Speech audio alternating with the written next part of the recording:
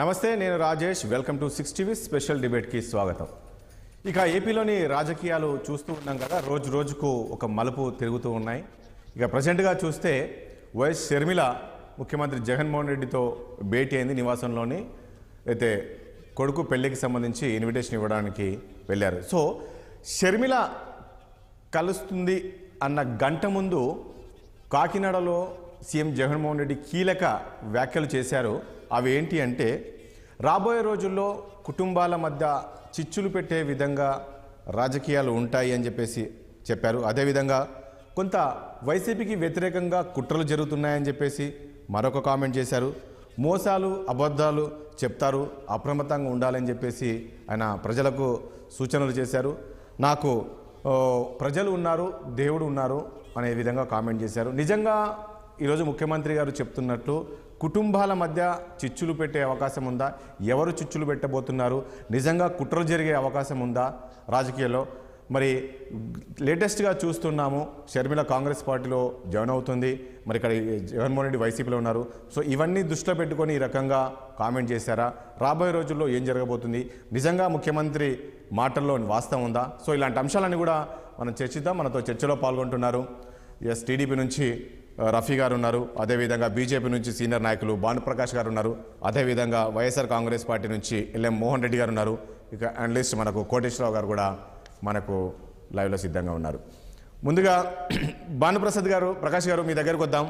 చూస్తున్నాం కదా, ఏపీలో రాజకీయాలు రోజు రోజుకు పరిణామాలు మారుతున్నాయి. ఈరోజు షర్మిల జగన్మోహన్ రెడ్డితో భేటీ అయింది. సో పెళ్లి కార్డు ఇవ్వడానికి వెళ్ళారు, కొడుకుది అనుకున్నాం. కానీ జగన్మోహన్ రెడ్డి ఇంతకుముందు అన్నట్లు గంట ముందు కొన్ని కీలక వ్యాఖ్యలు చేశారు. కుటుంబాల మధ్య చిచ్చులు పెట్టబోతున్నారు, కుట్రలు జరుగుతున్నాయి అని చెప్పేసి నిజంగా పరిస్థితి ఉందా? ముఖ్యమంత్రి కామెంట్స్ ఏ రకంగా చూస్తారు మీరు బీజేపీ? రాజేష్ గారు, మీకు ప్యానల్ ఉండి పెద్దలందరికీ నమస్కారాలు. నమస్తే అండి. నైతిక విలువలు పడిపోతున్నాయి రాజకీయాలు ఈరోజు. గత కొన్ని సంవత్సరాలుగా నేను చిన్నప్పుడు రాజకీయాలంటే చాలా బాగుండేది. అంటే ఉదాహరణకి అసెంబ్లీలో ప్రతిపక్ష నాయకులు మాట్లాడుతుంటే ముఖ్యమంత్రులు రాసుకునే వాళ్ళంట. నాకు వెంకయ్యనాయుడు గారు చెప్పేవారు. వెంకయ్యనాయుడు గారు, జైపాల్ రెడ్డి గారు వీళ్ళంతా అసెంబ్లీలో మాట్లాడుతుంటే ముఖ్యమంత్రులు రాసుకునేవాళ్ళు. ఈ రోజు మాట్లాడించే అవకాశం కూడా లేదు అసెంబ్లీలో. అంటే ఎందుకు చెప్తున్నారంటే ఓపిక కూడా లేదు రాజకీయ నాయకుడికి. ఒక్క నిమిషం వినే ఓపిక కూడా లేదు ఈ రోజు మహాభారతం నుంచి చూస్తున్నాం మనం. ఈరోజు కుటుంబంలో రాజకీయాలు, కుటుంబంలో మోసాలు, ఇవన్నీ మహాభారత కాలం నుంచి చూస్తున్నాం మనం. కాబట్టి రాజకీయాలు ఇది సర్వసాధారణం. దీని గురించి మనం బాధపడాల్సిన అవసరం లేదు. కానీ నైతికంగా ఇది మంచిది కాదు. ఎందుకంటే అన్ని పార్టీలో ఇప్పుడు ఇంక్లూడింగ్ ఏ పార్టీలోనే సరే, నాన్న ఒక పార్టీలో ఉంటే బిడ్డ ఇంకో పార్టీలో ఉన్నటువంటి, భర్త ఒక పార్టీలో ఉంటే భార్య ఒక పార్టీలో ఉన్నటువంటి సందర్భాలు ఉన్నాయి. కానీ ఈరోజు షర్మిల గారు అంటే భారత రాజ్యాంగంలో ఎవరైనా సరే ఏ రాజకీయ పార్టీలో కన్నా వెళ్ళొచ్చు, ఏ రాజకీయ పార్టీ అయినా పెట్టొచ్చు. అంటే ఒక విషయం అంటే ముందు మనకు అంటే ఆయనకు ముందే అంటే పసిగట్టాడా ఖచ్చితంగా రాబోయే రోజుల్లోని ఇలాంటి కుట్రలు జరగబోతున్నాయి, కుటుంబాల మధ్యలో చిచ్చు పెట్టే అవకాశం కనబడుతుంది. అంటే షర్మిల ఏదైతే కాంగ్రెస్ పార్టీలో జాయిన్ అవుతుందో, ఏపీ రాజకీయాల్లోకి ఎంటర్ అవుతున్నారో, అంటే ఆయనకు అర్థమైపోయిందా ఏదో జరగబోతుంది, మా కుటుంబంలో కూడా చిచ్చు పెట్టే అవకాశం ఉంది అని? ఆ చిచ్చు ఎవరు పెడుతున్నారు? కాంగ్రెస్ పార్టీ ఈరోజు వైఎస్ కుటుంబంలో చిచ్చు పెడుతుంది అనుకోవచ్చా? ఖచ్చితంగా జగనన్న వదిలిన బాణం తిరిగి జగనన్న మీదకే ఈరోజు తిరిగి అది వెనక్కి వెళ్తా ఉంది. ఆ రోజు జగన్మోహన్ రెడ్డి గారు జైల్లో ఉన్నటువంటి సందర్భంలో, అరెస్ట్ అయినటువంటి సందర్భంలో షర్మిల గారు పాదయాత్ర చేశారు. ఆ రోజు అన్న జగన్మోహన్ రెడ్డి గారి గురించి, వైసీపీ గురించి మాట్లాడుతూ ఒక్క నిమిషం భానుప్రకాష్ గారు, రఫీ గారు మీ దగ్గర డిస్టర్బెన్స్ వస్తుంది, ఒకసారి మ్యూట్ చేసుకోరా. రఫీ గారు మీ దగ్గర డిస్టర్బెన్స్ వస్తుంది. రైట్, మాట్లాడండి. సారీ అండి, ఇంతసేపు అసలు క్లారిటీ లేదు. అదే షర్మిల గారు జగనన్న వదిలినట్టు బాణం తిరిగి జగనన్న పైకి వెళ్తా ఉందని చెప్పి రాష్ట్ర ప్రజలందరూ భావిస్తున్నారు. కానీ ఏదైనా సరే రాజకీయాల్లో మాట జారకుండా పాలసీల మీద మాట్లాడాలి. కానీ ఫ్యామిలీ విషయాలు దయచేసి, రాజేష్ గారు, ఫ్యామిలీ విషయాలు దయచేసి ప్రస్తావన తేవకండి. ప్రతి ఒక్క మనిషికి ఏదో ఒక లోతుపాట్లు ఉంటాయి. దాన్ని తీసుకొని వచ్చే రాజకీయాలకు ముడిపెడుతూ దాని మీద మాట్లాడుతూ పబ్లిక్ మీటింగ్ లో, బయట ఇంటర్వ్యూస్ అది మాట్లాడడం మంచిది కాదు ఎవరికైనా సరే, ఇంక్లూడింగ్ మైసెల్ఫ్.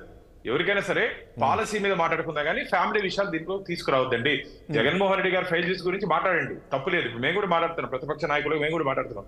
కానీ రాబో రోజుల్లో అంత సవ్యంగా జరుగుతుందని చెప్పి నాకు కూడా అనుమానాలు ఉన్నాయి. ఎందుకంటే రోజు రోజుకి దిగజారిపోతున్నాయి. ఈ మధ్య మీరు కానీ గమనించినట్టయితే అసెంబ్లీలో కూడా చంద్రబాబు నాయుడు గారు ఫ్యామిలీ విషయం కానీ మిగతా వాళ్ళ విషయం గురించి కూడా ప్రస్తావన రావడం జరిగింది. ఇవన్నీ మంచిది కాదు అని చెప్తున్నా. కాబట్టి ఏదైనా సరే ఈరోజు ఆంధ్రప్రదేశ్ లో జగన్మోహన్ రెడ్డి గారికి ప్రభుత్వానికి వ్యతిరేక గాలి వీస్తుంది. ఈరోజు అది ఆ ఓటు ఎవరికి వస్తుందా అది ప్రజలే నిర్ణయిస్తారు ప్రజాక్షేత్రంలో. మొత్తానికి వైసీపీ ప్రభుత్వానికి ఫ్యాన్ రెక్కలు ఇరిగిపోవడం ఖాయం. ఈ ప్రజా వ్యతిరేక విధానాలు అవలంబిస్తుంటే ప్రభుత్వానికి రోజులు దగ్గర పడ్డాయని చెప్పి రాష్ట్ర ప్రజలు భావిస్తున్నారు. ఈ 3 నెలల కాలంలో ఎవరు ఎత్తులు పై ఎత్తులు ప్రజల్లోకి వెళ్ళి వారి అజెండాని వారి ఇస్తున్నటువంటి హామీల్ని నెరవేరుస్తారో వాళ్ళ పక్క ప్రజలు ఉంటారని చెప్పి నేను ఆశాభావం వ్యక్తం చేస్తున్నా. కానీ భారతీయ జనతా పార్టీ మేము సంస్థాగతంగా మా పార్టీని బలోపేతం చేసుకుంటూ ఈ రాష్ట్ర ప్రభుత్వం అవలంబిస్తున్న ప్రజా వ్యతిరేక విధానాల మీద పోరాటం చేస్తున్నాం. రాబో రోజుల్లో ఆంధ్రప్రదేశ్ లో కమల వికాసం ఉంటుందని చెప్పి ఆశాభావాన్ని వ్యక్తం చేస్తున్నాం. కానీ ఒకటి భానుప్రకాష్ గారు, ఈరోజు షర్మిల ఏపీలో కాంగ్రెస్లో జాయిన్ అవుతుంది అంటే ఎంతవరకు ప్రభావం చూపించే అవకాశం ఉంటుంది జగన్మోహన్ రెడ్డి పైన? ఇప్పుడు జగన్మోహన్ రెడ్డి ఖచ్చితంగా దిగిపోవడం ఖాయమని మీరు చెప్తున్నారు. సో దిగిపోయారంటే ఎక్కడ బీజేపీ అధికారంలోకి వస్తుంది అనుకుంటున్నారా, లేక టీడీపీ అధికారంలోకి వస్తుంది అనుకుంటున్నారా? రాబో రోజుల్లో ప్రజలు నిర్ణయిస్తారు. అది ఎవరు అధికారంలోకి వస్తుందో ప్రజలు నిర్ణయిస్తారు. నేనేం చెప్తున్నా అంటే ఈరోజు ప్రభుత్వం మీద వ్యతిరేకత అంతుంది అంటూ నా ఓటు ఎవరికి వేస్తారనేది ప్రజాక్షేత్రంలో చూసుకోవాలి. 3 నెలలు దాదాపు నాకు తెలిసి మార్చ్ లో రావచ్చు, వచ్చే అవకాశం ఉంది. షెడ్యూల్ ఏప్రిల్ లోకి ఎన్నికల ప్రక్రియ స్టార్ట్ చేసే అవకాశం ఉంది. కాబట్టి మొత్తానికి రాష్ట్ర ప్రజలు మాత్రం ఎప్పుడెప్పుడు అని ఎదురు చూస్తున్నారు. ఈ రోజు మీరే కాదు, ముఖ్యమంత్రి కాదు, బటన్ నొక్కేది మేము కూడా బూతుల్లోకి వెళ్ళి బటన్ నొక్కుతాం, మాకు కూడా అవకాశం వస్తుందని చెప్పి రాష్ట్ర ప్రజలు వెయిట్ చేస్తున్నారు. షర్మిల గారు మీరు ఇంతకుముందు అన్నారు కాంగ్రెస్ పార్టీలో వారు వెళ్తున్నారు కదా అని. కాంగ్రెస్ పార్టీ ఈ రోజు ఒక భస్మాసుర హస్తంగా తయారైపోయింది. మీరు కానీ కాశ్మీర్ నుంచి కన్యాకుమారి వరకు, అటక్ నుంచి కటక్ వరకు మీరు కానీ గమనించినట్టయితే ఈ మధ్య కర్ణాటకలో తెలంగాణలో రావడం జరిగింది. మొన్న ఉన్నటువంటి అధికారం ఉన్నటువంటి రాజస్థాన్ లో ఛత్తీస్గఢ్ లో అధికారం కోల్పోవడం జరిగింది. కానీ ఈ రోజు మేము కూడా ప్రతిపక్ష పార్టీలు బలంగా ఉండాలని చెప్పి కోరుకుంటాం. రాజేష్ గారు, ఈ రోజు భారతీయ జనతా పార్టీ కూడా ప్రతిపక్ష పార్టీలు పూర్తిగా కనుమరుగవ్వాలని చెప్పి మేము కోరుకోవట్లేదు. బలమైనటువంటి ప్రతిపక్షాలు ఉంటేనే ఖచ్చితంగా మంచి నిర్ణయాలు తీసుకునే అవకాశం ఉంటుంది. భానుప్రకాష్ గారు, ఇప్పుడు బీజేపీ కూడా ఏపీ పైన ప్రత్యేకంగా ఫోకస్ పెట్టినట్టు తెలుస్తుంది. రేపు తరుణ్ చుగ్ కూడా రాబోతున్నారు. ఇటు బీజేపీ సీనియర్ నేతలతో సమావేశము పెట్టబోతున్నారని తెలుస్తుంది. అదేవిధంగా ఈ పొత్తుల అంశానికి సంబంధించి కూడా అభిప్రాయ సేకరణ కూడా చేయబోతున్నారు అనేది తెలుస్తుంది. అంటే టీడీపీతో వెళ్తే ఎలా ఉంటుంది అనే అంశం పైన ఒక చర్చ జరిగే అవకాశం ఉంటుందా? మాది భారతీయ జనతా పార్టీ జాతీయ పార్టీ. మా పార్లమెంటరీ బోర్డు, మా సెంట్రల్ పార్టీ ఏ నిర్ణయం తీసుకుంటుందో దానికి అనుగుణంగా రాష్ట్ర శాఖ మేము పనిచేసేదానికి సిద్ధంగా ఉన్నాం. వ్యక్తిగత అభిప్రాయాలు చెప్పే స్వేచ్ఛ మాకు ఉండదు ఇక్కడ. కాబట్టి మా అధిష్టానం ఏ విధమైన నిర్ణయం తీసుకుంటుందో వేచి చూస్తాం. రేపు ఇది మామూలుగా ఈ రోజు కూడా విజయవాడలో మాకు సమావేశం జరుగుతూ ఉంది. రేపు కూడా ఉంది ఈ సమావేశం, ఆఫీస్ బేరర్స్ మీటింగ్. కాబట్టి వస్తున్నట్టు రాష్ట్రంలో ఏ విధంగా మనం ఎన్నికల్లో ముందుకు పోవాలి, ఏ విధమైన అంశాల మీద పోరాటం చేయాలని చెప్పి అంశం మీద సుదీర్ఘంగా మేము చర్చిస్తూ సంస్థాగతంగా భారతీయ జనతా పార్టీని ఏ విధంగా బలోపేతం చేయాలో బూత్ స్థాయి నుంచి. ఎందుకంటే ఈరోజు మీరు కానీ గమనించినట్టయితే భారతీయ జనతా పార్టీ రాజస్థాన్ లో కానీ, మధ్యప్రదేశ్ లో కానీ, ఛత్తీస్గఢ్ లో కానీ పన్నా ప్రముఖ అంటారు. అంటే ఒక పేజీకి పన్నా అంటే ఒక పేజీలో 30 మంది ఓటర్లు ఉంటారు. ఆ 30 మంది ఓటర్లు కూడా ఒక ఇన్ఛార్జ్ చేసుకొని ఈ రోజు ఆ క్షేత్రాల్లో మేము పనిచేయడం ఆ రాష్ట్రాల్లో. అదే విధంగా ఆంధ్రప్రదేశ్ లో కూడా ఆ ఫార్ములా అవలంబించాలని చెప్పి ఒక బ్లూ ప్రింట్ ఇవ్వడం జరిగింది. ఆ పనిలోనే మేము ఉన్నాం. కాబట్టి రాబో రోజుల్లో ఖచ్చితంగా అంటే ఒకటి భానుప్రసాద్ గారు, ఇప్పుడు ఆల్ ఆఫ్ సడన్ గా రేపే ఈ యొక్క అంటే తరుణ్ చుగ్ రావడము, సమావేశం ఏర్పాటు చేయడము, అంటే ఇవన్నీ చూస్తుంటే షర్మిల ఎప్పుడైతే కాంగ్రెస్ పార్టీలో జాయిన్ అవుతుందో గత 2-3 రోజులుగా మనం చూస్తున్నాము జరుగుతున్న పరిణామాలు మొత్తం అటెన్షన్ మీడియా అంతా కూడా కాంగ్రెస్ పార్టీ, షర్మిల, జగన్మోహన్ రెడ్డి ఈ చుట్టే తిరుగుతుంది. సో ఇక్కడ కాంగ్రెస్ పార్టీ ఎక్కడ బలపడుతుందో అన్న దాంతో అలర్ట్ అయిపోయి ఈరోజు బీజేపీ పెద్దలు మళ్ళీ ఏపీ పైన ఫోకస్ చేశారు. మాకు 15 రోజుల ముందు షెడ్యూల్ అండి ఇది. 15 days బ్యాక్ విజయవాడలో సమావేశాలు ఉంటాయని చెప్పి 15 days బ్యాక్ మాకు ఇంటిమేషన్ ఇవ్వడం జరిగింది. కాబట్టి ఇదేదో షర్మిల గారు ఈ రోజు చేరుతున్నారు, రేపు చేరుతున్నారు, అందుకని భారతీయ జనతా పార్టీ సమావేశాలు పెట్టుకుంటుంది కాదు. సంస్థాగతంగా మాకు 15 రోజుల ముందే ఇన్ఫర్మేషన్ ఉంది. కాబట్టి షెడ్యూల్ ప్రకారం మేము మీటింగ్స్ పెట్టుకుంటున్నాం. దీనికి మాకు ఎటువంటి సంబంధం లేదు. ఎవరు ఎక్కడ చేరినా సరే, ఎవరు దేంట్లో ఉన్నా సరే భారతీయ జనతా పార్టీకి వచ్చే నష్టం ఏం లేదు. రైట్. రఫీ గారు ఏం చెప్తారు టీడీపీ విషయానికి వస్తే?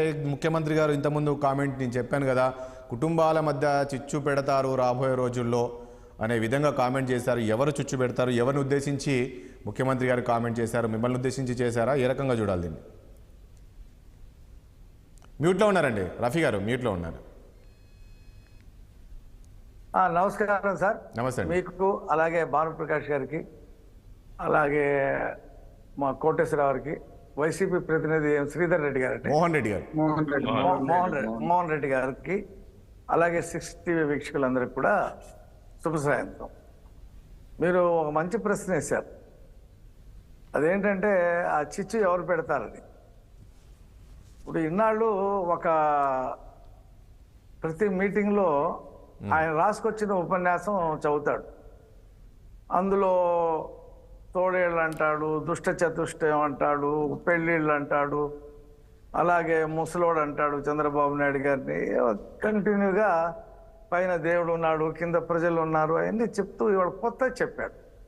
అదే మీరు చెప్పింది, కుటుంబాల మధ్య చిచ్చు. కుటుంబాల మధ్య చిచ్చు ఎవరు పెట్టారు? వివేకానంద రెడ్డిని చంపించింది ఎవరు? చంపింది ఎవరు? ఎవరు ఆ వివేకానంద రెడ్డి? వివేకానంద రెడ్డి కూతురు, అల్లుడు, వాళ్ళ మీద కేసులు పెడుతుంది ఎవరు? దీన్ని చిచ్చు అంటారు. అసలైన చిచ్చు ఏంటంటే అది ఎవరు పెట్టారో, ఎవరు పెడుతున్నారో ప్రజలకందరికీ తెలిసిపోయింది. అదేమి దాపరికం లేనటువంటి అంశం. కాబట్టి ఆయన పరదాల చుట్టూ ఉండి, పోలీసుల మధ్యలో ఉండి మాట్లాడటం కాదు, బయటికి రమ్మనండి. చంద్రబాబు నాయుడు గారు, పవన్ కళ్యాణ్, లోకేష్ గారు తిరిగినట్టుగా బయటికి రమ్మనండి ముఖ్యమంత్రిగా. కేసీఆర్ లాగా ఫామ్ హౌస్లోనూ లేకపోతే ప్రగతి భవన్లో పడుకొని పాలన చేస్తే ఏం జరిగిందో తెలుసుకోమనండి. పాదయాత్రలో ముద్దులు పెట్టి తర్వాత గుద్ది ఇంట్లో కూర్చొని ప్యాలెస్లు కట్టించుకొని కళ్ళగంటం కాదు. ఇవాళ సుప్రీంకోర్టు కూడా చెప్పింది ఏమని, ఈ రాజధాని విషయం అమరావతి మీద ఏప్రిల్లో విచారిస్తాం దాని మీద అని చెప్పి. అంటే ఈ మధ్యలో ఎన్నికలు అయిపోతాయి, మేలో ప్రభుత్వం ఏర్పడుతుంది, ఆ కొత్త ప్రభుత్వం చూసుకుంటుంది అనేటువంటి ఉద్దేశంలో సుప్రీంకోర్టు కూడా అభిప్రాయపడింది. జనవరిలో వీళ్ళు విని ఫిబ్రవరిలో ఏదో చెప్పేస్తారు, ఈయన వెళ్ళిపోయి అక్కడ రిషికొండ ప్యాలెస్లో హ్యాపీగా ఉండి ప్రపంచంలో ఇంత గొప్ప 500 కోట్ల రూపాయలు ఖర్చు పెట్టి ఉన్న ఇంట్లో ఉన్నటువంటి ముఖ్యమంత్రి ఈయన పేదవాడంట. మీటింగ్లో చెప్తాడు, నేను పేదవాడిని, పేదల పక్షాన నేను నిలబడ్డాను. అది కాదు, అది రఫీ గారు ఏమంటారంటే, ఇంకా రాబోయే రోజుల్లో ఇంకా ముందు చాలా చూడాల్సి ఉంటుంది, మోసాలు అబద్ధాలతో వస్తారు, మీరు అంతా అప్రమత్తంగా ఉండాలి అని ప్రజలకు సూచనలు చేశారు. అదే ఈయన చెప్తే ప్రజలేదో వినేలాగా, ఈయన ప్రజలకు చెప్పినటువంటి మోసాలన్నీ అబద్ధాలు. ముఖ్యమంత్రి కదా, ముఖ్యమంత్రి గారు చెప్పారు కదా, ముఖ్యమంత్రి అధికారం నమ్మే కదా అధికారం చేపట్టింది, అధికారం ఇచ్చారు ప్రజలు. అక్కడ కేసీఆర్ కూడా ఎన్నికల్లో మీరు ఆళ్ళు వస్తారు, ఆగమాగం చేస్తారు, మీరు వాళ్ళ మాటలు నమ్మొద్దంటే ఒక్కొక్క నియోజకవర్గంలో 50,000 60,000 మెజార్టీలు. ఖమ్మం జిల్లాలో, వరంగల్ జిల్లాలో 50,000 60,000 అండి ఎమ్మెల్యేలకి మెజార్టీలు. ఆగమాగం చేస్తారని చెప్పాడు ముఖ్యమంత్రి. ఆయన మాట వినలేదుగా. ముఖ్యమంత్రి అయినంత మాత్రాన మాట వినాలనేమీ లేదు. ఈయన ముఖ్యమంత్రి అవడం కోసం ఎన్ని అబద్ధాలు చెప్పాడో, ఇవాళ రోడ్ల మీదకి వచ్చి ధర్నాలు చేస్తున్నటువంటి మహిళలకు ఆయన ఏం చెప్పాడో, ఆశా వర్కర్స్ కానీ, అంగన్వాడీ టీచర్లకు కానీ, లేకపోతే మున్సిపాలిటీ వర్కర్స్కి కానీ, ఇంకా జాతీయ శిక్ష అభియాన్ వర్కర్స్ కానీ అందరూ బయటకు వచ్చేసారు, అందరు రోడ్ల మీద ఉన్నారు. ఇంకా అబద్ధాలు ఎవరు చెప్పారు? అబద్ధాలు చెప్పేది ఈయనే కదా. ఈయన అబద్ధాలు చెప్తాడు. మహిళలందరికీ చెప్పాడు, నేను మద్యపాన నిషేధం అమలు జరుపుతాను, చంద్రబాబు చేయలేడు, నేను మొత్తం చేసి. ఒకటి రఫీ గారు, ఒకటి ఇప్పుడు ఏదైతే షర్మిల రేపు జాయిన్ అవుతుందో, పార్టీలో జాయిన్ అవుతుందో కాంగ్రెస్ పార్టీలో, ఖచ్చితంగా వాళ్ళ కుటుంబాల మధ్య కాస్త ఇంతకుముందు కామెంట్ చేసినట్టు నిజంగా చిచ్చు పెట్టే అవకాశం ఉంటాయి. కుటుంబాల మధ్య కొంత వివాదాలు అవన్నీ కొంచెం అంటే గతంలో జరిగిన పరిణామాలు అన్నీ కూడా బయటపడే అవకాశం ఉంటుందా? షర్మిల ఎందుకు బయటకు వచ్చింది, ఎందుకు జగన్ దూరం అయ్యారు అనే అన్ని అంశాలను కూడా రేపు షర్మిల చెప్పే అవకాశం ఉంటుందా కాంగ్రెస్ పార్టీలో చేరిన తర్వాత? 2.5 సంవత్సరాల నుండి షర్మిల ఆయనతో టచ్లో లేదు. అవును, పార్టీ పెట్టుకుంది, అవును, సొంతంగా ఒక పార్టీ పెట్టుకుంది. ఆ పార్టీ పెట్టొద్దని చెప్పి ఈయన రాయ బేరం పంపించాడు. ఎవరితో? సజ్జల రామకృష్ణారెడ్డితో. అదేం కుదరలేదు. తర్వాత సజ్జల రామకృష్ణారెడ్డి అన్నాడు మాకు సంబంధం లేదు, షర్మిల ఏపీ కాదు కదా బయటికి వెళ్ళిపోయింది. రఫీ గారు, ఇప్పుడు షర్మిల కాంగ్రెస్ పార్టీలో జాయిన్ అయిన తర్వాత జగన్మోహన్ రెడ్డికి ఇబ్బందులు ఉంటాయా రాబోయే రోజుల్లో? నన్నే చెప్పనివ్వట్లేదు, మీరు మధ్యలో క్వశ్చన్ మీద క్వశ్చన్ చేస్తున్నారు. కాబట్టి అదే చెప్తున్నా నేను, మాకు సంబంధం లేదన్నాడు, మాకు సంబంధం లేదని వదిలేసామన్నాడు. మళ్ళీ ఇప్పుడు ఆంధ్రాలో కాంగ్రెస్ పార్టీలో చేరతానంటే వైవి సుబ్బారెడ్డిని పంపించాడు, అక్కడేం జరగలేదు. ఆమెకు జరిగిన నష్టము, ఆమెకు జరిగినటువంటి కష్టము, ఆమె పడినటువంటి శ్రమ అన్ని గుర్తు చేసుకుందామా? కాంగ్రెస్ పార్టీ బెటర్ అని చెప్పి నిర్ణయానికి వచ్చింది, వెళ్తుంది, అది ఆమె స్వేచ్ఛ. ఇప్పుడు రక్త సంబంధికుడు కాబట్టి ఆస్తిలో వాటా ఇవ్వలేదని అంటుందామా? తండ్రి చివరి రాసినటువంటి వీలు ప్రకారంగా ఏమి ఇవ్వలేదని చెప్పి చెప్తా ఉందామా? అవన్నీ కూడా వార్తల్లోకి వచ్చినాయి. క్యాజువల్ గా ఇవ్వడానికి వచ్చింది, కార్డు ఇచ్చి వెళ్ళిపోతుంది. అందులో కాంగ్రెస్ పార్టీలో చేరిన తర్వాత ఎందుకు చేరవలసి వచ్చిందో ఏంటో, ఆ కుటుంబం మధ్య గొడవలు అంటే ఆమె చెప్పాలి. మనమేనా, అసలు మనకి అవసరమే ఉంది? వాళ్ళిద్దరి మధ్య ఉన్నటువంటి ఇది ప్రజలకేం సంబంధం, మా తెలుగుదేశం పార్టీకి ఏం సంబంధం? కాదు, ఎట్లా రఫీ గారు, ఎట్లా రాబోయే రోజుల్లో ఇప్పుడు నేను ఇంతకుముందు అన్నట్లు రోజు రోజుకు రాజకీయ సమీకరణాలు పరిణామాలు మారుతూ ఉన్నాయి కదా ఆంధ్రప్రదేశ్లో. రాబోయే రోజుల్లో చంద్రబాబు నాయుడు, పవన్ కళ్యాణ్, షర్మిల జత కట్టే అవకాశం ఉంటుందా? ఈ ముగ్గురు పొత్తుతో ముందుకెళ్ళే అవకాశం ఉంటుందా? అలాంటి ఛాన్స్ ఉందా? షర్మిల కాంగ్రెస్ పార్టీలో చేరుతుంది. అవును, కాంగ్రెస్ పార్టీతో తెలుగుదేశం పొత్తు పెట్టుకోదు. నేను క్లియర్ గా చెప్తున్నా, ఒక అధికార ప్రతినిధిగా నేను చెప్తున్నా, కాంగ్రెస్ పార్టీతో పొత్తు పెట్టుకునే ప్రసక్తి లేదు. మేము ఈ రెండే పార్టీలు, తెలుగుదేశం, జనసేన, మేము పొత్తు పెట్టుకున్నాం, ముందుకెళ్తా ఉన్నాం. ఇవాళ చూడండి ఎంతమంది చేరారో, మా పార్టీ ఆఫీస్ అంతా కూడా మొత్తం కిక్కిరిసిపోయి ఉంది. అంటే ఒకటి రఫీ గారు, ఇప్పుడు వైసీపీలో కొంతమందికి టికెట్లు కన్ఫర్మ్ లేదు, కొంత ఇన్ఛార్జ్లో మార్చారు. సో వీళ్ళందరూ కూడా రేపు మీ పార్టీలోకి వస్తే జాయిన్ చేసుకుంటారు. దాదాపు 13 ఎమ్మెల్యేలకు టికెట్ ఇవ్వలేదు కదా, సో వాళ్ళందరినీ కూడా జాయిన్ చేసుకుంటారా ఏంటి? మేము ఎవరు వచ్చినా కాదను, వచ్చే వాళ్ళ చరిత్ర చూస్తాం, స్క్రీనింగ్ చేస్తామని చెప్పాం. మాకు అవసరమైన వాళ్ళని తీసుకుంటాం, అవసరమైతే టికెట్ కూడా ఇస్తాం. చేరిన ప్రతి వాళ్ళకి టికెట్ ఇవ్వము. మాకేమి ఇప్పుడు మా నెల్లూరులో 3 రెడ్లు వచ్చారు, చంద్రశేఖర్ రెడ్డి గారు, రామనారాయణ రెడ్డి గారు, శ్రీధర్ రెడ్డి గారు. చేర్చుకున్నాం, వాళ్ళకి టికెట్లు ఇస్తున్నాం. శ్రీదేవి గారు వచ్చారు, ఉండవల్లి శ్రీదేవి గారు తాడికొండ నుంచి, ఆమెను కూడా సాధారణంగా ఆహ్వానించాం. ఇవాళ చాలా మంది చేరారు, ఇవాళ చాలా మంది, ఒకళ్ళు కాదు 5-6 పెద్ద పెద్ద నాయకులు చేరారు. రఫీ గారు, మీరు ఏమంటున్నారంటే ఎవరు వచ్చినా మేము జాయిన్ చేసుకుంటాం, వైసీపీలో వీళ్ళందరూ కూడా జాయిన్ చేసుకుంటాం అంటున్నారు. కానీ ఇక్కడ జగన్మోహన్ రెడ్డి ముఖ్యమంత్రి ఏంది, వీళ్ళు గెలవరని చెప్పి వీళ్ళని పక్కకు పెట్టారు. సో మీరు వాళ్ళని తీసుకుంటాం అంటున్నారు. మేము వాళ్ళకి తీసుకొని అందరం ఎక్కిస్తామని చెప్పలేదే.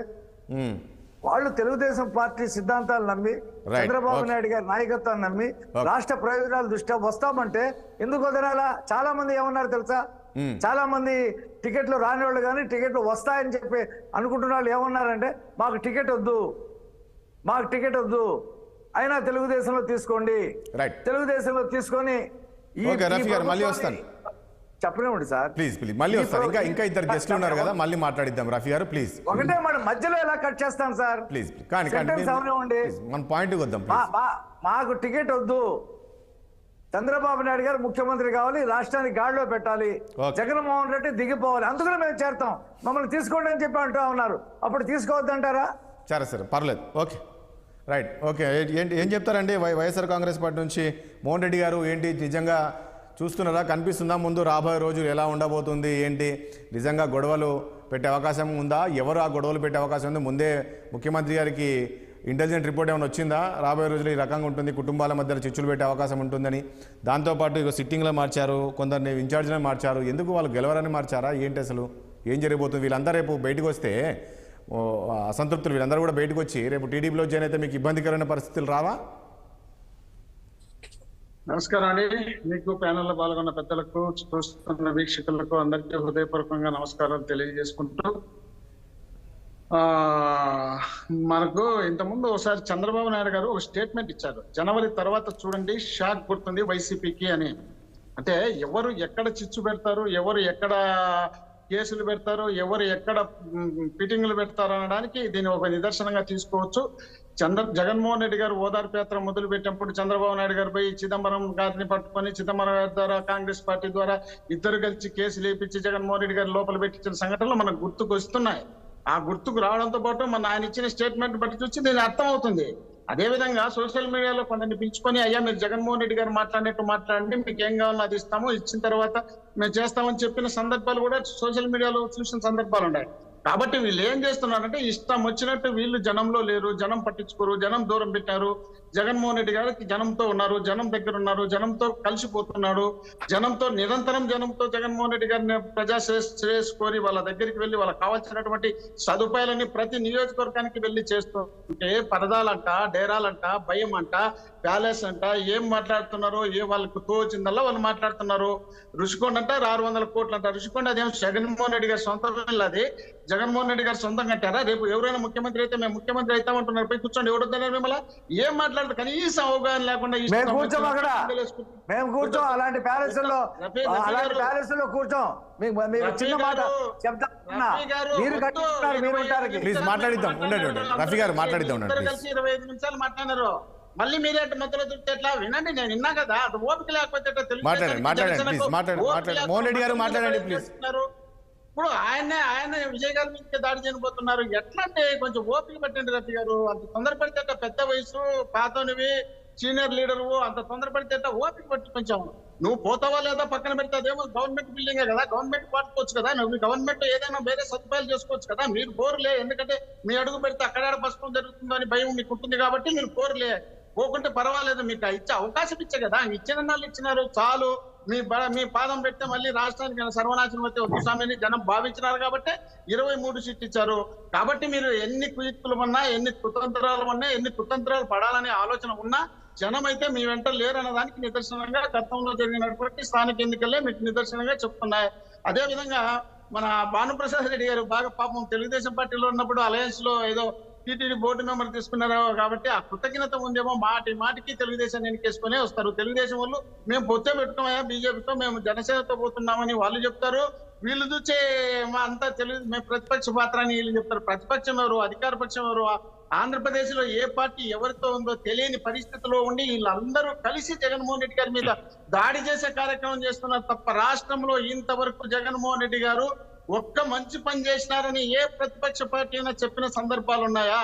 జగన్మోహన్ రెడ్డి గారు ఇప్పుడు చెప్పినటువంటి, మీరు చెప్తున్నటువంటి అన్ని పనికిమాలైతే ఆయన పాదయాత్ర చేసినప్పుడు 3648 కిలోమీటర్ల పాదయాత్ర చేసినప్పుడు దాదాపు 50-60 బహిరంగ సభల్లో మీటింగుల్లో మాట్లాడినప్పుడు ఆ మీటింగుల్లో ప్రతిరోజు పాదయాత్రలో ఈ నవరత్నాలకు సంబంధించినటువంటి వ్యవహారం మాట్లాడుతూ వచ్చినప్పుడు వాళ్ళందరూ ఆమోదించి, ప్రజలు ఆమోదించి తీర్పిచ్చిన తర్వాత 101 సీట్లు 51% మోహన్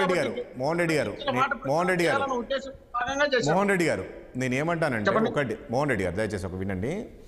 ఎందుకు ఈ రకమైన కామెంట్ చేయాల్సి వచ్చింది? జగన్మోహన్ రెడ్డి ఎప్పుడూ చేయండి. గంట ముందు గంట ముందు జగన్మోహన్ రెడ్డిని కలుస్తుందన్న గంట ముందు ఈ రకమైన కామెంట్ చేశారంటే ఎందుకు? అంటే రాబోయే రోజుల్లో ఆయన ఫిక్స్ అయ్యాడా ఖచ్చితంగా షర్మిల ఏదో రకంగా, అంటే దాదాపు 2.5 ఏళ్ళు కలవలేదు, గతంలో ఏం జరిగింది పరిణామాలు, పాదయాత్రలు చేసింది, తర్వాత కనీసము అంటే బయట టాకు షర్మిలకు పదవి ఇవ్వలేదు, ఆమెను గెంటేశారు, ఇట్లా ఎన్నో కామెంట్స్ వచ్చాయి కదా.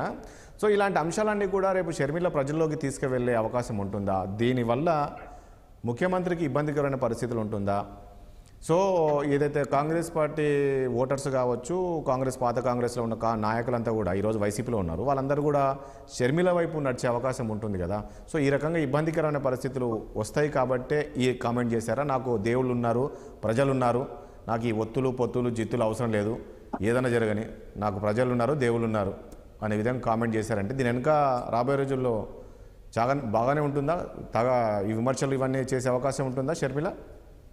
జగన్మోహన్ రెడ్డి గారు పార్టీ పెట్టినప్పటి నుండి ఇప్పటి వరకు, ఆయన నల్లాకాలంలో మీటింగ్ జరిగినప్పటి నుండి లక్షలాది మంది జనం పాల్గొన్నప్పటి నుండి అప్పటి నుండి ఇప్పటి వరకు ఒకే మాటే, మీరు సపోర్ట్ ఉన్నారు, పైన దేవుని సపోర్ట్ నాకు కావాలి, దేవుని సపోర్ట్ ఉంది, ఈ రెండు సపోర్ట్ ఉంటే ఇలాంటి వ్యక్తులు ఎన్ని కుయుక్తులు పన్నా కూడా నేను విజయం సాధిస్తాను, నాకు ఏమీ చేయలేరు అని చెప్పిన సందర్భాలు ఆ రోజు నుండి ఈ రోజు వరకు ఒకే మాట మీదనే ఒకే మాటతోనే మాట్లాడుతున్నారు తప్ప ఇష్టం వచ్చినట్టు మాటలు మాట్లాడలేదు. రెండోది వీళ్ళు అంటున్నారు కదా ఏమని, కాంగ్రెస్ పార్టీ కూలిపోయింది, కాంగ్రెస్ పార్టీ కూలిపోదు, కమలం వికసిస్తుంది, తెలుగుదేశం పార్టీ అధికారంలోకి వస్తున్నాం, మా ఇద్దరం కలిసి అధికారంలోకి వస్తాం. మరి వీళ్ళందరూ ఇన్ని రకాలుగా అధికారంలోకి వచ్చినప్పుడు జగన్మోహన్ రెడ్డి గారికి ఎక్కడ దెబ్బ తగులుతుందో, ఎక్కడ జగన్మోహన్ రెడ్డి గారు డ్యామేజ్ అవుతారో, కాంగ్రెస్ పార్టీ మరి ఎట్లా పుంజుకుంటుందో వాళ్ళే చెప్పమన్నాడు. ఇప్పుడు కాంగ్రెస్ పార్టీ షర్మిలమ్మ వచ్చి రిటర్న్ తగిలుతుంది బాణం జగన్మోహన్ రెడ్డికి అంటున్నారు. అంటే ఏంటి అర్థం? ఇప్పుడు షర్మిలమ్మ పుంజుకున్నట్టే కదా. మరి షర్మిలమ్మ పుంజుకుంటే బీజేపీ ఎట్లా వికసిస్తుంది? అదేవిధంగా తెలుగుదేశం పార్టీ వాళ్ళు బీజేపీ మేము జనసేన ఇతరం కలిసి అధికారంలోకి వస్తున్నారు. మరి షర్మిలమ్మకి ఎన్ని ఇబ్బందులు పెట్టారు. ఈరోజు షర్మిలమ్మ వస్తుంది బయటికి, షర్మిలమ్మ వస్తుంటే జగన్ భయపడుతున్నాడు. అంటే అర్థం ఏంటి? షర్మిలమ్మ అధికారంలోకి వస్తుందనే కదా వీళ్ళకి భయము. వీళ్ళందరూ కలిసి ఏం చేస్తున్నారు అంటే వీళ్ళందరూ భయం ఎవరికి? భయముకు చంద్రబాబు నాయుడుకు పవన్ కళ్యాణ్ అంటున్నారా, భయము జగన్మోహన్ రెడ్డికి అంటున్నారా షర్మిల వస్తే?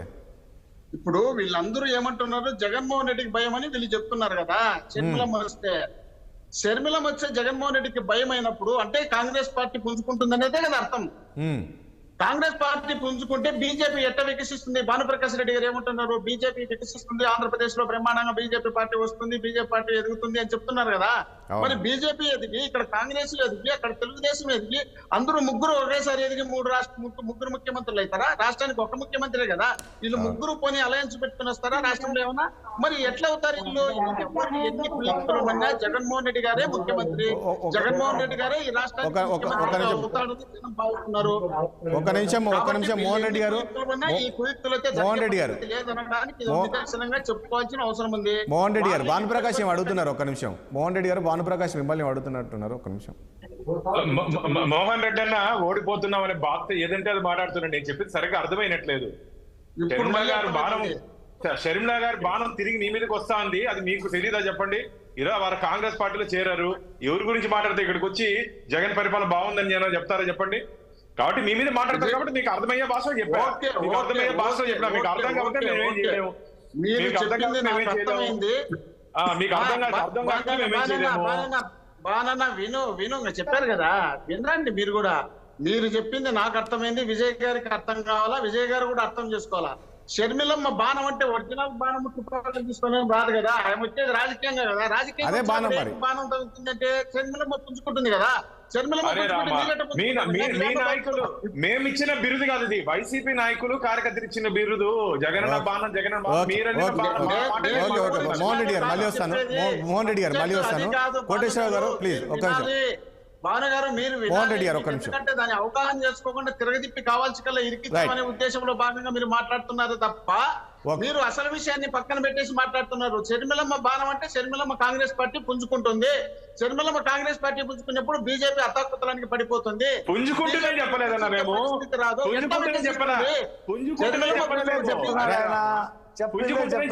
Okay okay right right. ఒక నిమిషం ఒక నిమిషం మోహన్ రెడ్డి గారు దయచేసి. మోహన్ రెడ్డి గారు మళ్ళీ వస్తా. మోహన్ రెడ్డి గారు మళ్ళీ వస్తా. ఒక్క నిమిషం మోహన్ రెడ్డి గారు దయచేసి ఒక్క నిమిషం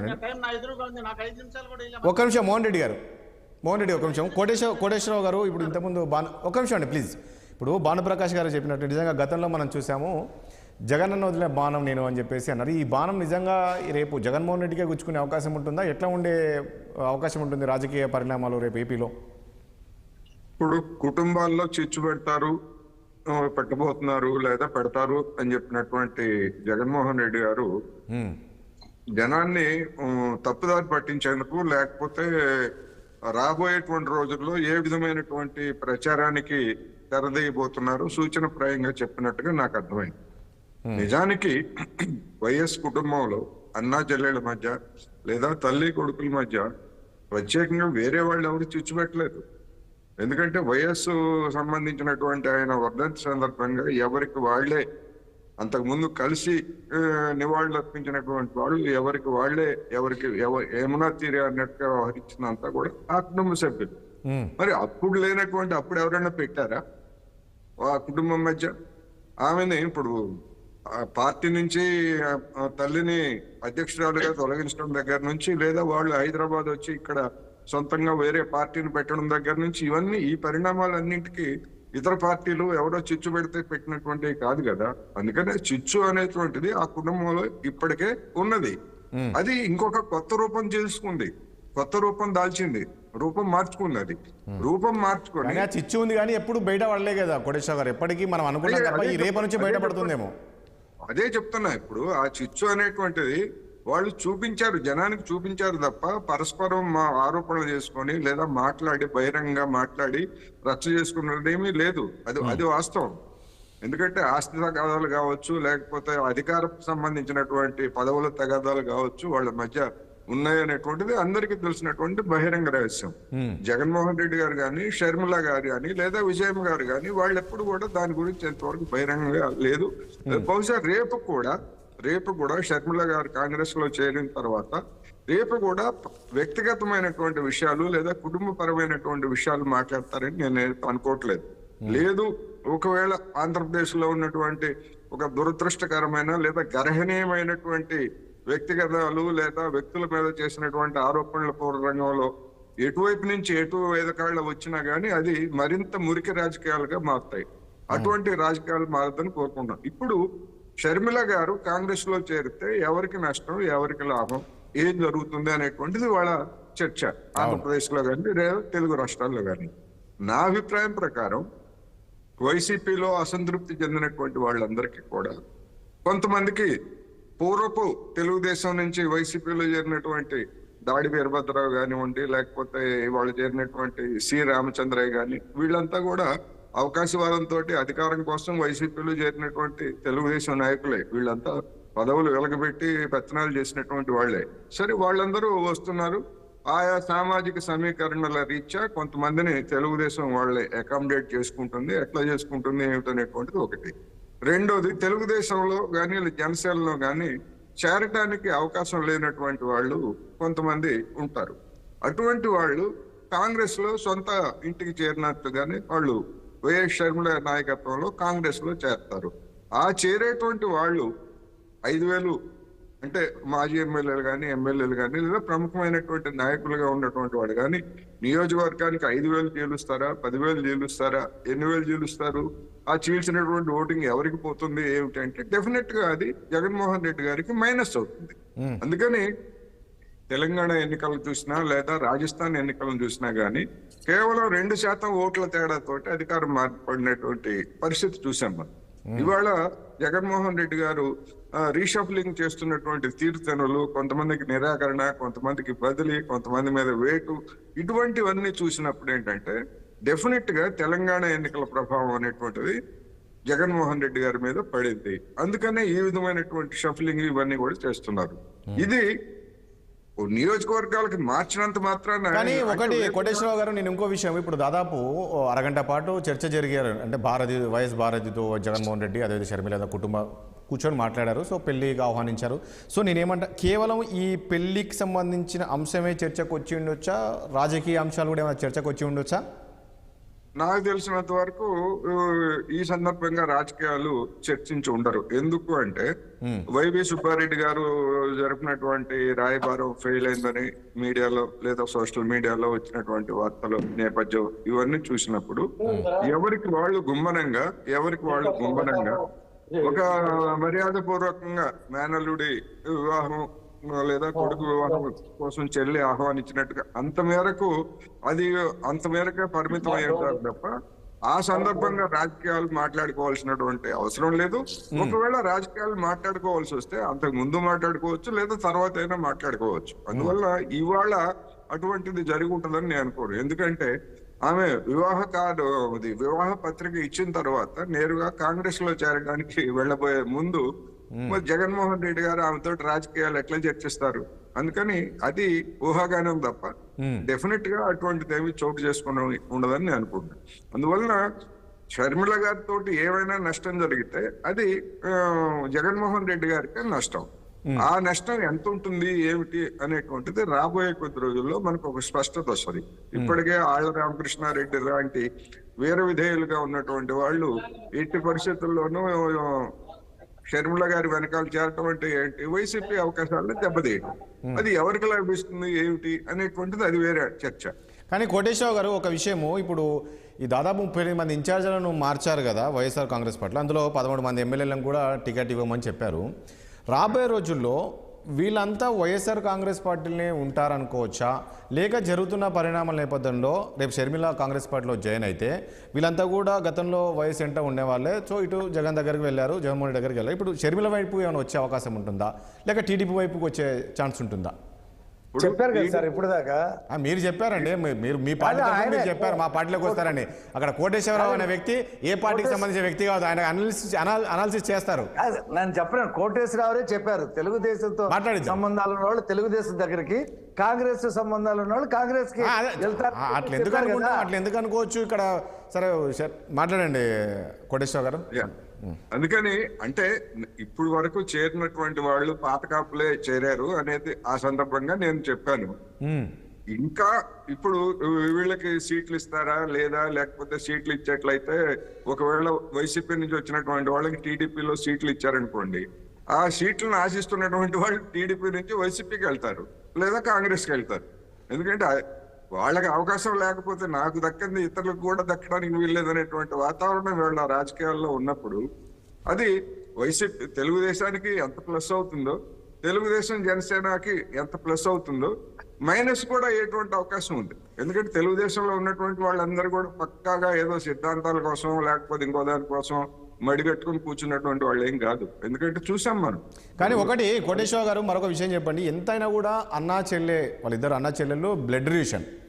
సో గతంలో ఏదైతే తెలంగాణలో కేసీఆర్ పైన కేటీఆర్ పైన హరీష్ ఈ స్థాయిలో విమర్శలు చేశారో షర్మిల గారు, రేపు ఏపీలో కాంగ్రెస్ పార్టీలో జాయిన్ అయిన తర్వాత ఆ ప్రభుత్వం పైన, ఆ వైఫల్యాల పైన ఆ స్థాయిలో జగన్మోహన్ రెడ్డి పైన విమర్శలు చేస్తుంది అనుకోవచ్చా? చెయ్యాలి, చెయ్యకపోయేట్లయితే ఆమె పరువు పోతుంది.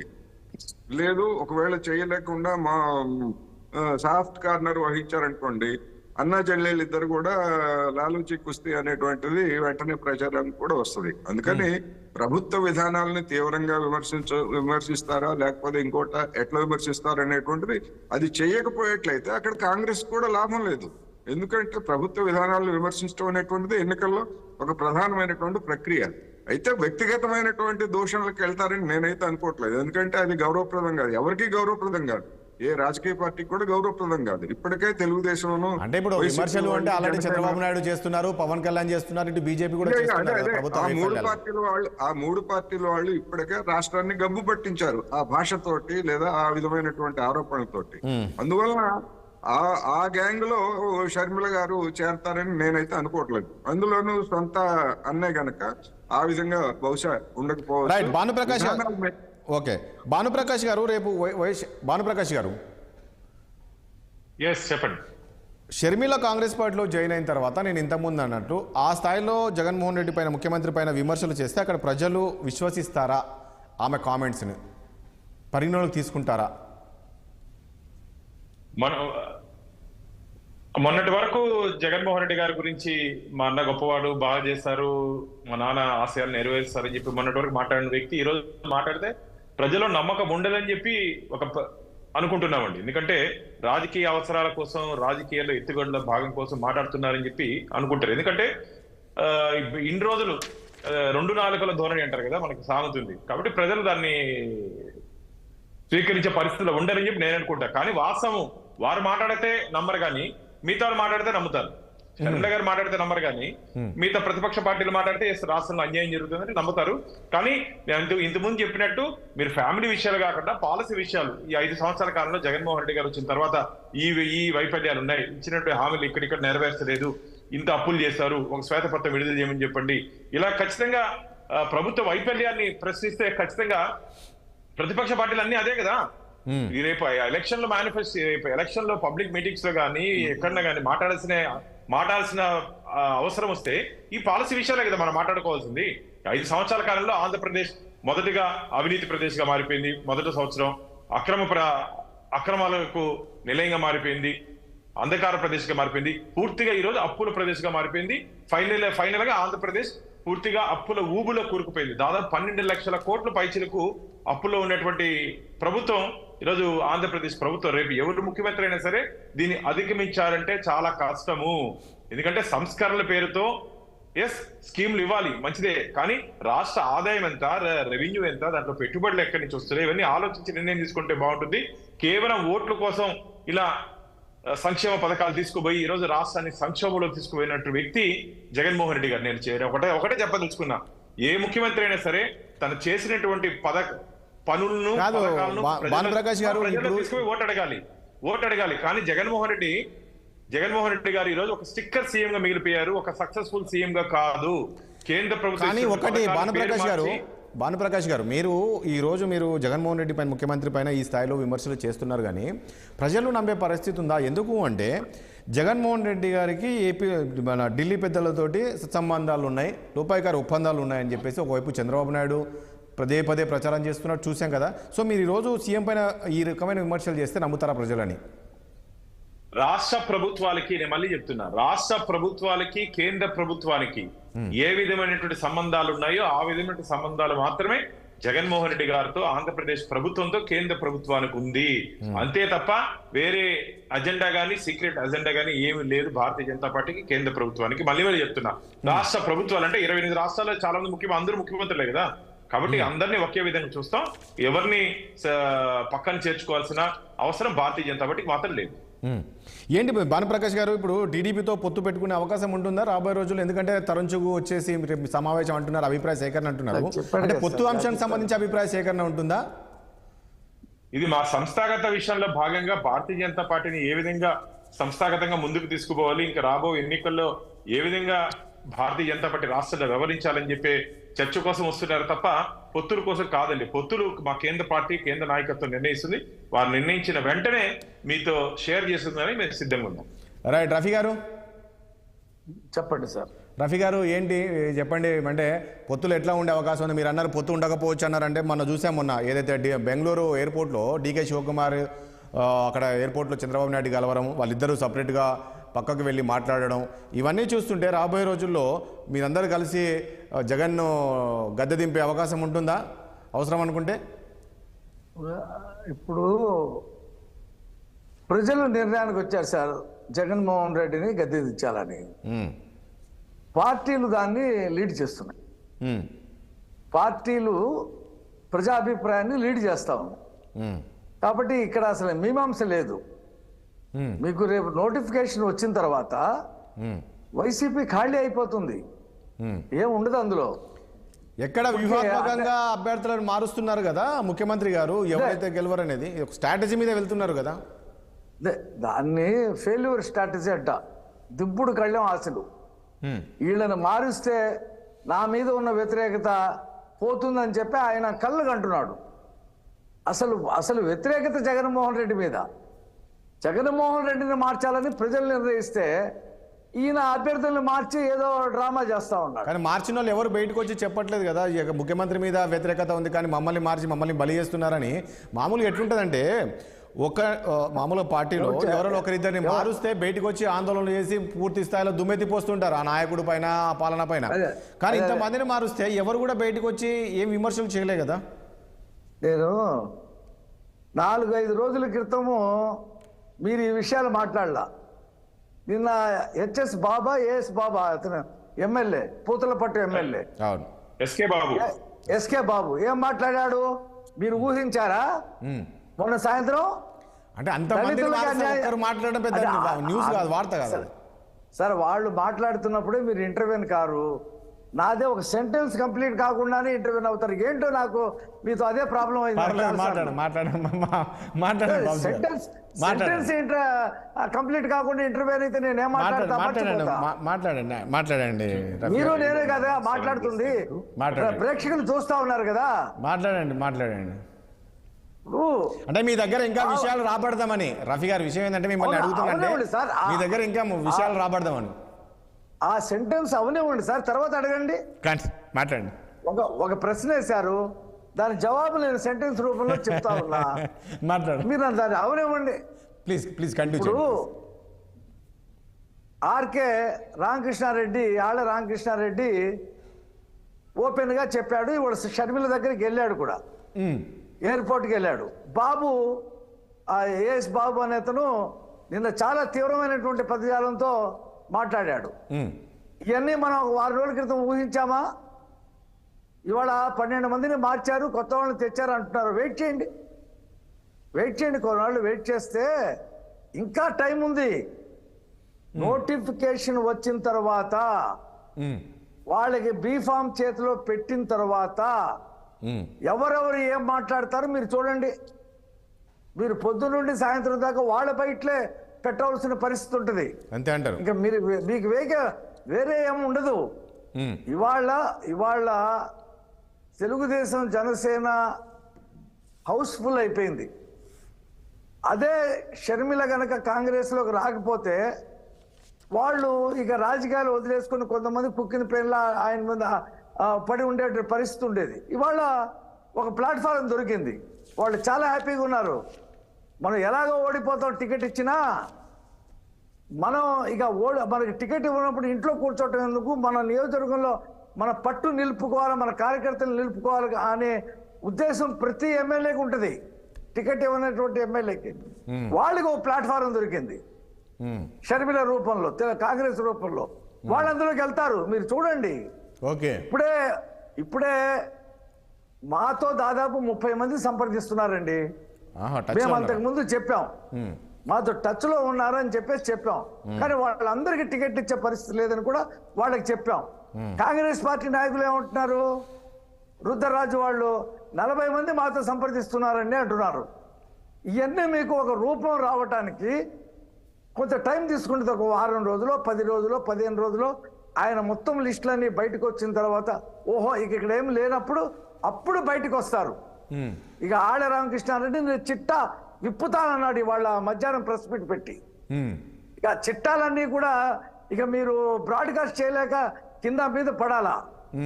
వాళ్ళు పడినటువంటి బాధలు, ఆ నియంతృత్వం, ఆ దౌర్జన్యం, ఆ అణగదొక్కే విషయం పార్టీలో ఏమి మాట్లాడే పరిస్థితి లేదు. ఎమ్మెల్యేలు ఎప్పుడు పిలిచి మాట్లాడింది లేదు. ఇవాళ పిలిచి నీకు టికెట్ ఇవ్వలేదంటే వాళ్ళు ఏమైనా బానిసలా రాఫీ గారు మాట్లాడకుండా ఉంటానికి?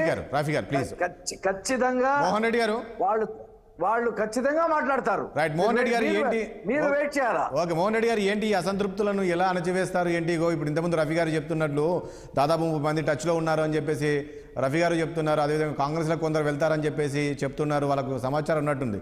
ఈ అసంతృప్తులను ఎలా అణచివేస్తారు? షార్ట్గా చెప్పండి, సమయం లేదు ప్లీజ్.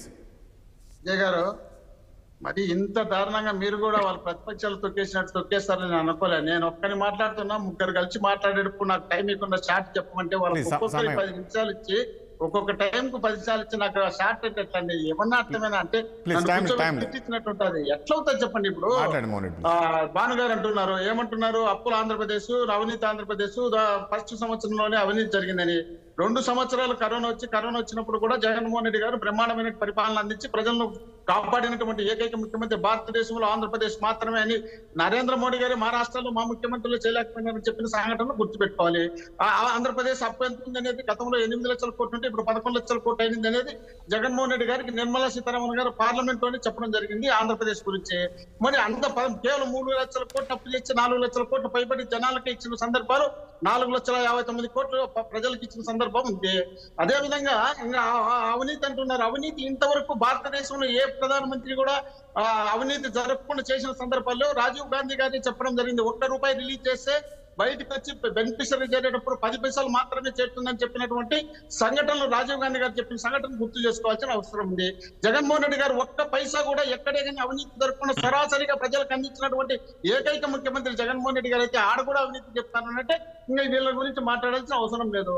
అదేవిధంగా తెలుగుదేశం పార్టీ వాళ్ళు అంటున్నారు, డీకే శివకుమార్ గారిని కలుస్తారు, బీజేపీ వాళ్ళని కలపాలని చూస్తున్నారు, పవన్ కళ్యాణ్ కలపాలని చూస్తున్నారు, కాంగ్రెస్ తో కలపాలని చూస్తున్నారు. రకరకాల ప్రయత్నాలు చేసి వాళ్ళు ఇంతవరకు వాళ్ళ క్యాండిడేట్ ఎక్కడ పోటీ చేస్తారనే ఆలోచనే వాళ్ళకు లేదు. జగన్మోహన్ రెడ్డి గారు నీసం మెలేసి దమ్మున్న మగాడు కాబట్టి పిలిచి నీకు టికెట్ ఇవ్వడం లేదు, నీకు టికెట్ పలానా చోటికి ఇస్తాము, నీకు ఈ పలానా చోటికి ఇస్తామని కేవలం 5-10 రోజుల్లో మొత్తం రాష్ట్రంలో ఉన్నటువంటి 175 నియోజకవర్గాలు సెట్ చేస్తారు. వీళ్ళకు అంత అవుట్డేటెడ్ లీడర్లు, మేము దొబ్బేసిన లీడర్లు వీళ్ళ దగ్గరికి చేస్తే మాకు తలుపులు తెరిచినా, మా నిండిపోయింది, మా దాన్ని బయట దొక్కుతానో అని ఊరక ఎవరండి వాళ్ళ కౌన్సిలర్ ఎప్పుడన్నా రామచంద్ర ఒక ఎమ్మెల్యే ఇచ్చినాడా? ఎప్పుడన్నా దాడి వీరభద్రం ఎప్పుడో రామారావు గారు మరి ఎందుకు ఎమ్మెల్సీ ఇచ్చారు? మీరు పిలిచి ఎమ్మెల్సీ ఎందుకు ఇచ్చారండి? రాఫీ గారు, please. మీరు పిలిచి ఎందుకు ఎమ్మెల్సీ ఇచ్చారు? మీరు నీతులు చెప్తే ఎట్లా? మీరు మధ్యలో మళ్ళీ మీరు ఎందుకు ఎమ్మెల్సీ ఇచ్చారు? ఆ రామచంద్ర ఆపండి విజయ్ గారు, ఏంటిది మరి ఇంత దారుణంగా వచ్చేట్లాడు? సమయంలో please, please. ఆపండి, మళ్ళీ మాట్లాడదాం. మాట్లాడండి ద్వారకనాథ్ రెడ్డి గారు 1994లో తెలుగుదేశం పార్టీ తరఫున గెలిచినారు. మళ్ళీ ఇంతవరకు ఎక్కడ కౌన్సిలర్ కూడా గెలిచలేదు. ఇలాంటి వ్యక్తులంతా పోతానే మాకేదో పెద్ద ఘనకార్యాలు చేసినారు, మాకంతా ఒరుగుతుంది అని చెప్తున్నారు. దాడిరభద్ర కొడుకు ఎమ్మెల్యే ఇచ్చి గెలిచలేకపోయినారు. వీళ్ళు కూడా పోయినంత మాత్రం మేము పెద్ద బాధపడే పరిస్థితి ఉంది. ఆంధ్రప్రదేశ్ లో కరెక్ట్ గా నడిపించే పార్టీ ఒక్క వైఎస్ఆర్ కాంగ్రెస్ పార్టీ కాబట్టి అందరూ కూడా ఏ ఒక్కరు కూడా క్రమశిక్షణతో నడుపుతున్నారు. వైఎస్ఆర్ కాంగ్రెస్ పార్టీ ఎమ్మెల్యేలు నాయకులు వీళ్ళకి క్రమశిక్షణ లేదు. వీళ్ళకి ఏమి ఎవరిని కదిలిచ్చే ఏం జరుగుతుందో అని వాళ్ళు మొత్తుకొని భయపడి చేస్తున్నారు. ఇక్కడ విజయవాడలో కేసిన నాని కేసిన తమ్ముడికి ఇద్దరికి లడాయి పెట్టి వీళ్ళ కూర్చున్నారు. ఇక్కడ ఎక్కడ చూసినా వీళ్ళ పార్టీలో అలజడి సృష్టించుకొని అలజడి ఒక్క క్యాండిడేట్ అనౌన్స్ చేసి అసలు తెలుగుదేశం పార్టీ ఖాళీ అవుతుంది. వైఎస్ఆర్ కాంగ్రెస్ పార్టీ కాదు. వైఎస్ఆర్ కాంగ్రెస్ పార్టీ 10 రోజుల్లో ఫుల్ ఫిల్అప్ చేసుకొని స్టాండర్డ్ గా ప్రజల్లోకి వస్తుంది. ఇంతవరకు ముఖ్యమంత్రి అయిన తర్వాత ఏ ముఖ్యమంత్రి కూడా గడప గడపతో పంపించిన సందర్భాలు లేవు. ఒక్క జగన్మోహన్ రెడ్డి గారు మాత్రమే గడప గడప చరిత్రలో పేద పడుగు బలైన వర్గాలకు మేలు చేసి జగన్మోహన్ రెడ్డి అంటున్నారు. ఆంధ్రప్రదేశ్ ప్రజలు వీళ్ళని చూసి మేము భయపడేదండి. దయ్యాలు చూసి వేదాలు వల్లించినట్టు వీళ్ళు వేదాలు చెప్తే మేము ఇంటికి వచ్చారా? Okay, right. సమయం లేదు. భానుప్రకాష్ గారు చెప్తున్నారు, షార్ట్ గా చెప్పండి. చెప్తున్నారు ప్లీజ్, సమయం లేదు. మోహన్ రెడ్డి గారు మాట్లాడుకుని 100 రోజులు మాట్లాడుకుంటారు. మళ్ళీ వారు కూడా 100 రోజులు అయినా ఏం మాట్లాడతారు ఒకసారి మనం చూస్తాం.